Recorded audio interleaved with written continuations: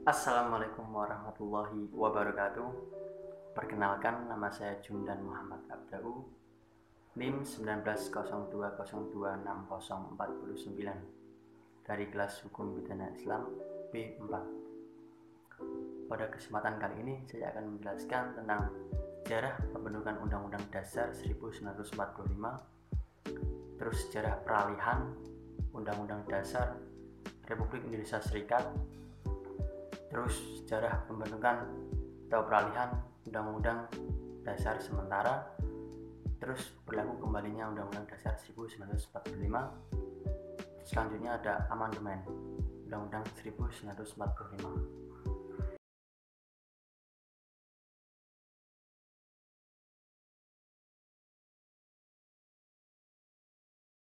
Yang pertama, sejarah pembentukan Undang-Undang Dasar 1945. Yang pertama, itu dimulai dari Badan Penyidik Usaha Persiapan Kemerdekaan Indonesia atau BPUPKI, dibentuk pada 29 April 1945, yang merupakan badan penyusun rancangan Undang-Undang Dasar 1945 pada masa sidang pertama berlangsung pada 28 Mei hingga 1 Juni 1945. Insinyur Soekarno menyampaikan gagasan tentang dasar negara yang diberi nama Pancasila. Selanjutnya pada tanggal 22 Juni 1945, anggota BPUPKI membentuk Panitia 9 untuk merancang Piagam Jakarta yang akan menjadi naskah pembukaan Undang-Undang Dasar 1945. Setelah hilangnya anak kalimat dengan kewajiban menjalankan syariat Islam bagi para pemeluknya, maka naskah Piagam Jakarta menjadi naskah pembukaan Undang-Undang Dasar 1945. Kemudian disahkan pada 18 Agustus 1945 oleh Panitia Persiapan Kemerdekaan Indonesia atau PPKI. Selanjutnya pada tanggal 19 Agustus 1945 mengesahkan Undang-Undang Dasar 1945, dikukuhkan oleh Komite Nasional Indonesia Pusat atau KNIP.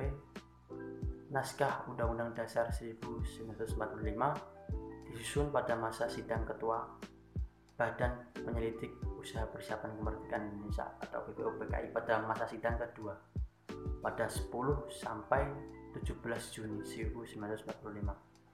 Dan pada tanggal 18 Agustus, PPKI mengesahkan Undang-Undang Dasar 1945 sebagai Undang-Undang Dasar Republik Indonesia.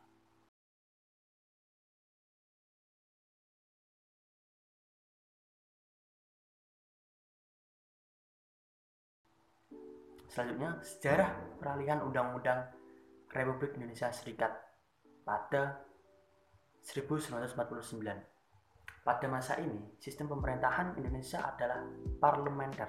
Bentuk pemerintahan dan bentuk negaranya federasi, yaitu negara yang di dalamnya terdiri dari negara-negara yang masing-masing memiliki kedaulatan sendiri untuk mengurus urusan dalam negerinya. Hal ini merupakan perubahan dari Undang-Undang Dasar 1945 yang mengamanatkan bahwa Indonesia adalah negara kesatuan.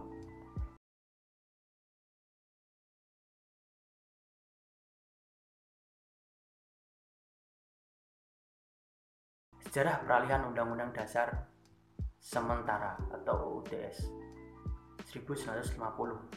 Pada periode ini berlaku sistem demokrasi parlementer yang sering disebut demokrasi liberal. Pada periode ini kabinet silih berganti. Akibatnya pembangunan tidak berjalan lancar. Masing-masing partai lebih memperhatikan kepentingan partai atau golongannya pada masa itu. Sejarah peralihan ke Undang-Undang Dasar Sementara. Rakyat Indonesia kemudian sadar bahwa UUDS 1950 dengan sistem demokrasi liberal tidak cocok karena aturan pokok itu mengatur bentuk negara, bentuk pemerintahan, dan bentuk sistem pemerintahan Indonesia.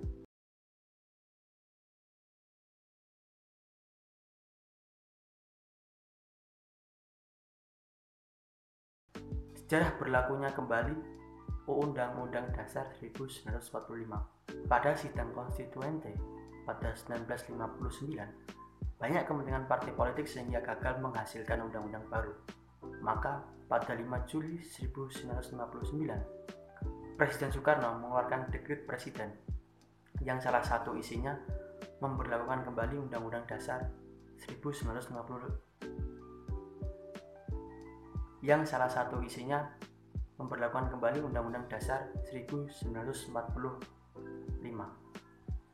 sebagai undang-undang dasar menggantikan Undang-Undang Dasar sementara 1950.